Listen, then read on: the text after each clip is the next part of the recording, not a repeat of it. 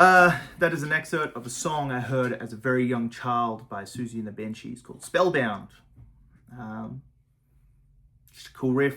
John McGough is one of my favorite players. All right, g'day. Major scale. I talked about it yesterday, and I'd like to talk about it more today. I received a really warm and lovely response to my video, like about learning stuff and how I think about the major scale, how I think in terms of numbers and intervals, pure data kind of style thinking.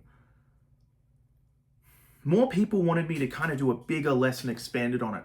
I tried all day, but yeah, I just couldn't. I just couldn't get through a half hour without making mistakes or being I don't know. Often when I film, it's stream of consciousness. I don't know what I've said. So I've decided to do what I feel is the best thing I can provide. And that is breaking this down into smaller lessons that as a whole will give you the package of how I got to thinking about the major scale the way I do. So as I said yesterday, I realized the numbers thing as a child and realized that I could transpose to any key, no matter what, on the fretboard by understanding the patterns of intervals and numbers, right? A major scale. So 1, 2, 3, 4, 5, 6, 7. Tone, tone, semitone, tone, tone, tone, semitone.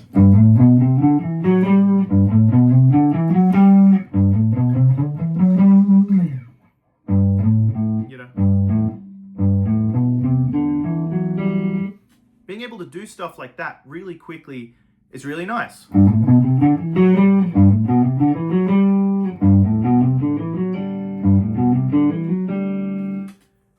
Now you might have noticed I just played the exact same thing 4 times. This is what I want to talk about today. And I'll tell you where it kind of stemmed from. I was pretty good at understanding scales because I inherently could just move things around, and someone could say, well, harmonic minor is just major scale with a flat 3. And I would just go, oh, okay. It wouldn't faze me. It never did. All that stuff. But what did faze me was further knowledge and further expansion of these things. I was living in a comfort zone until I met and started studying with a teacher named David Tronzo. I am finally ready to admit it. Yes, I went to Berkeley. I studied at Berkeley College of Music, and I studied with some really great people. Mick Goodrick, Bobby Stanton. Oh man, David Tronzo. So many other cats. So many life-changing cats. Mark White. Oh, dude. It's Marty Epstein. Oh, Nicholas Urey. There's so many people who changed my life at that school because I really grabbed that school by the horns and wrote it. I didn't let them teach me. I really went after, I annoyed teachers in their student hours, and I went after stuff. And I think a lot of them appreciated that. Paul, my ear training teacher, I can't remember his name, but he sang backup for Manhattan Transfer at one point. They did all this crazy stuff, but they're these great teachers. But I'm doing this Wayne Krantz clinic. Wayne calls me up, we play, and his whole thing is being able to play any scale or any pattern within 4 frets and 1 finger per fret. I was like, this is insanity. Cool. So I meet David there. And someone goes, you're studying with Mick Goodrick. If you study with David Tronzo, you'd have your ass kicked and handed to you, but you'll be working like no tomorrow and you'll get good. And I was like, all right, let's do it. So my first lesson with Dave, we sit down and he goes, play me a G major scale. Okay. Okay. Play it from the 2nd finger. Play it from the 3rd finger. Play it from the 4th. Play them backwards. I'm so sorry, David. I've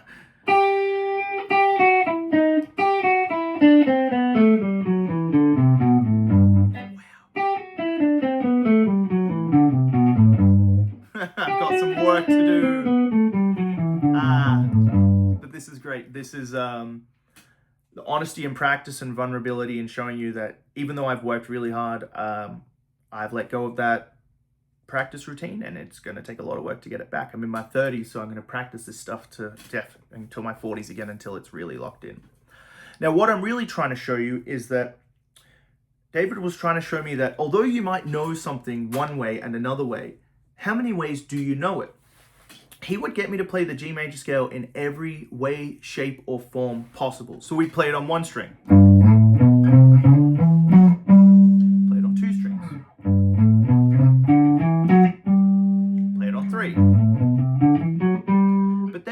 things like I'm going to play 5 notes on the first string and then 3 on the next. Or every time an open string is available, you've got to play it.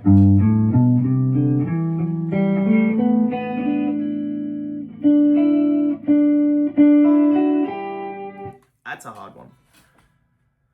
But basically, what David was trying to show me was that in every way that you can practice the fretboard and understand a major scale should show you that there's more ways that you don't know it. So what he showed me was 4 ways to play the major scale, 1 octave.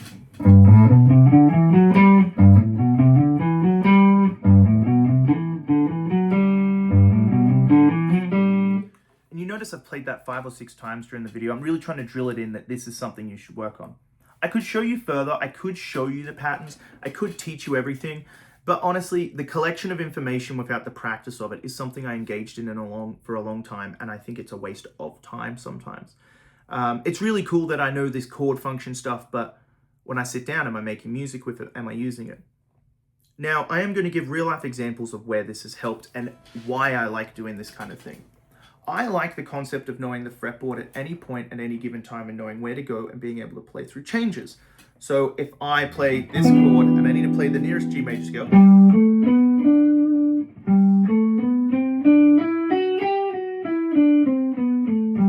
should be able to do that. I should be able to do it from the 6th, 7th, the 5th, 4th, 3rd, 2nd, blah, blah, blah. Before launching into like, hey, here's how to play cool tense sequences, or here's how to think about blowing over changes, having a fundamental understanding of the basics of the major scale is really huge. And it seems really boring, but if you can work it out and think in numbers real quick, it'll help. And how I do that is I think of this, right? And this is probably the meat of the lesson. This is probably the gold, if there is any. Again, I'm sorry, I'm not really a good teacher. Technically, I have a degree in it, but it's more the research study side that I'm interested in. If anything, this is the best system that I use to understand numbers of the major scale and learn how to transpose and play the major scale in any key and be able to blow through changes real quick with quick understanding. I would play the major scale and do this. 1, 2, 3, 4, 5, 6, 7, 1, 2, 3, 4, 5, 6, 7, 1, 7, 6, 5, 4, 3, 2, 1, 7, 6, 5, 4, 3, 2, 1. That'll leave you out of breath. Then what I do is go tone, tone, semitone, tone, tone, tone, semitone. To understand that it's tone, tone, semitone, tone, tone, tone, semitone. So when I'm thinking in those intervals, major second, minor second, major second, major second, major second, minor second, I can look at any given note and understand what number I am, and then know that the note preceding or succeeding it diatonically is either going to be a half step or a step away, or a tone, whatever you want to say. It's all the same thing. So what I would do is practice all these different forms of the major scale, right? And I've just given you 4 in major, but I would do it from every degree, all the modes. I don't care if you're into modes or not. It's just another way to name something. It's another piece of information that you have that you can use. If certain tunes were written in modes, in classical music, especially within the Baroque era, and the area, I guess, emanated from one area. But the Baroque era, harpsichords would be tuned to a scale, which was a mode. And people get very upset about this, but that's fine. It's not for everyone, but it's for you if you enjoy it. So I would say I'm going to play the 4th, from the 4th, 2 octaves from my pinky finger of the G major scale. So I go 4, and I go, well, the 4, I've got to go a tone up to get to the 5th. And if I'm here, that's going to be D, right? Which you have to pick, unlike I just did. I'll then go, well, I've got to go a tone to the 6, which is E, you know. And then I've got to go a tone to get to the 7. And then I've got to go a semitone to get to the 1. And then it's tone, tone, semitone again. Tone, tone, semitone.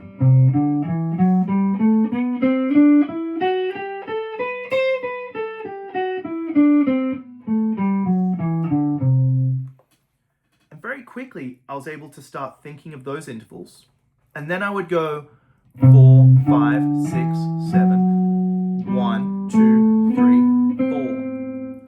Whilst understanding in my head, I'm relating this all back to the major scale, because when I relate everything to the major scale, everything opens up. People really struggle with understanding modes, right? Well, a Dorian it's if you're in G, it's A, it's got a flat 3 and a flat 7. Well, why not think of it as a G major scale played from the 2nd degree? You don't have to put in any effort to now play Dorian, right? If you're playing a 2-5-1, it's all here. Watch this.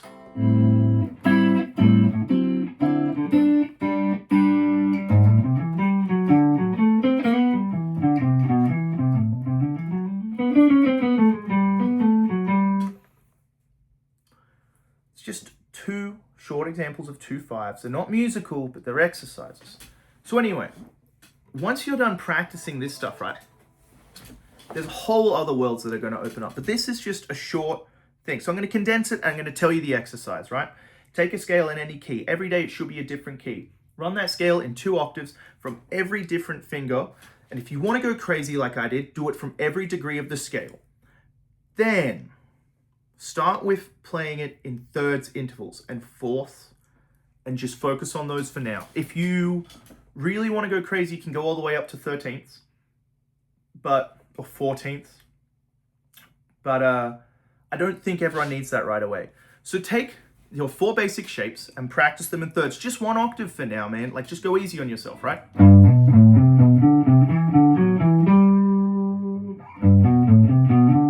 Watch me mess up this next one.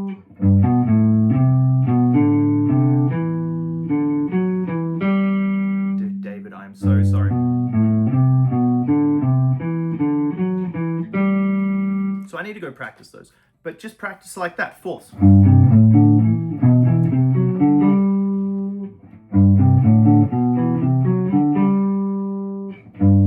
This one's going to be hard, you know.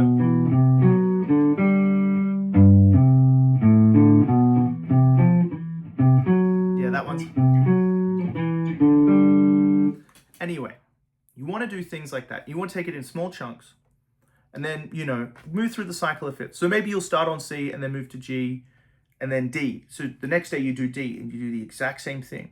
And what you're doing is you're playing the major scale from all 4 fingers for every possible variation. And I'll show you the variations.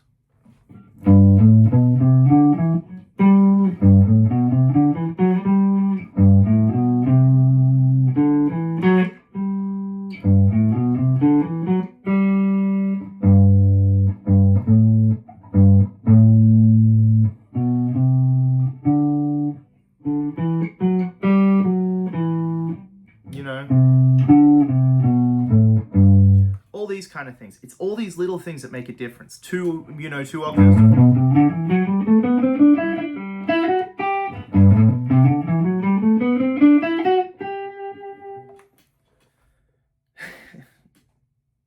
Yeah. I don't know. I'm not a good teacher, guys.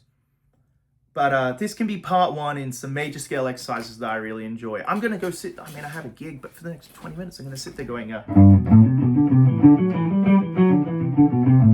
with a metronome. What a lot of doing this over and over again, people hate practicing scales. You're just getting sounds in your head, man. You're just understanding different sounds, you know. If you know what a 10th is, then you can... Sorry.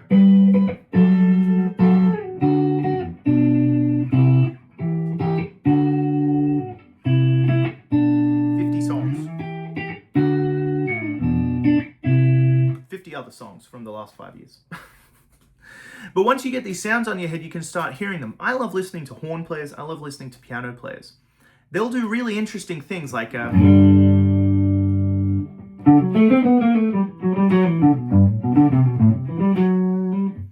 it's a Sonny Stitt line. It's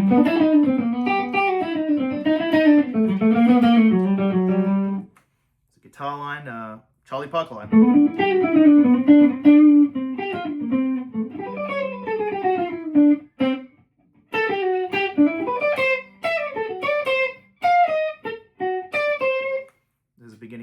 you play poorly.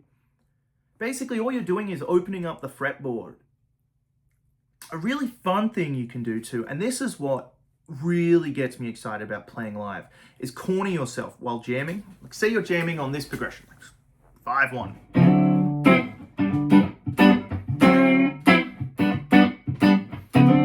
Using the major scale. You know what? I'm going to set up a looper and quickly loop that. And this is going to be the end of the lesson. Loop, one switch loop. Bypass it to switch one switch one on. Okay. Oh, I'm going the extra mile for this one, I'll tell you what. Okay.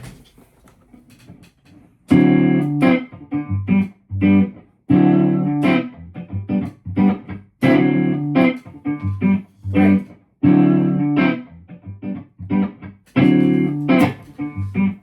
So next time you're jamming this, what you can do is decide, I'm going to corner myself and I'm going to start or finish on an end of the fretboard, area of the fretboard I don't know well. And what this is going to allow me to do is find a way out. So I'll show you one. I'll do one.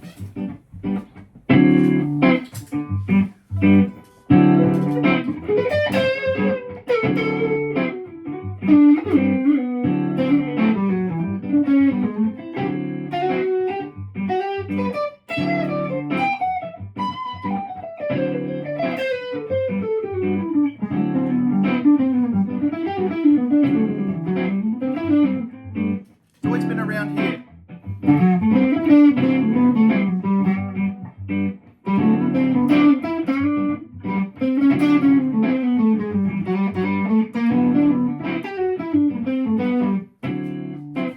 I've got myself to a position where I'm not as comfortable. I have to figure it out.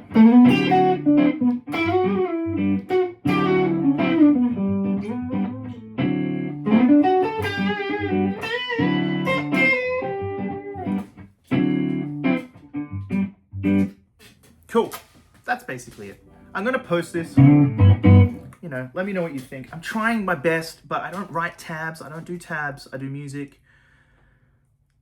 Maybe I'll post like a whole natural number system thing. But there's so many good lessons on this stuff. I sometimes worry if what I'm contributing is valid because there's so many better teachers than me. Two guys I really enjoy. 3, 4.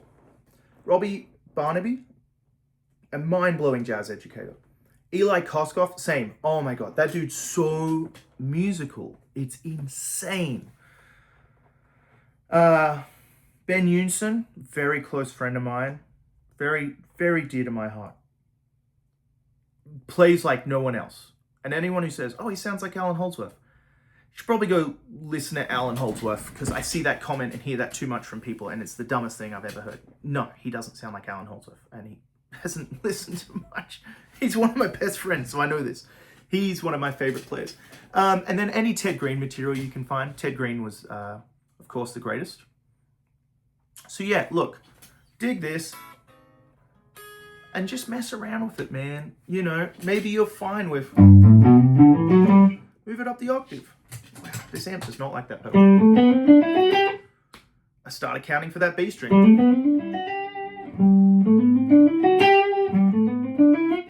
Find different ways to play these things. Look, there's so many from that area right there. I'll quickly show you.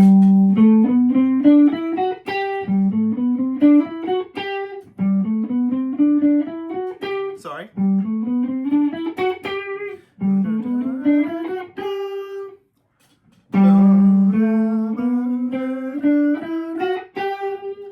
It's amazing. But I wouldn't have been able to think or do that kind of thing if I didn't understand what interval needed to come next and what to play next. And the reason I'm excited about that right now is I'm weak on that area of the fretboard. All I usually do. So yeah, look, this is my attempt at part 1. Learn the damn fretboard. I'll do a part 2. Maybe, you know what? You're watching me like when I first started YouTube. I suck at this, but I'll get better, I'm sure. So that's it. That's your lesson for today. Let me know if it makes sense. People really want me to want to extract more information about everything, but like these things are slow. I need you to practice this week and talk about the next lesson and move on to the next thing and the next thing and the next thing. I guess it's probably going to be 8 or 9 videos. It's going to be a continual thing because I'm going to learn more as I go along. And you know, I haven't even mentioned triads. So God. that's a whole other world. I hope everyone's having a great day. I'm going to go do my gig and have a bit of fun and enjoy myself. So I'm going to go practice too. Cheers.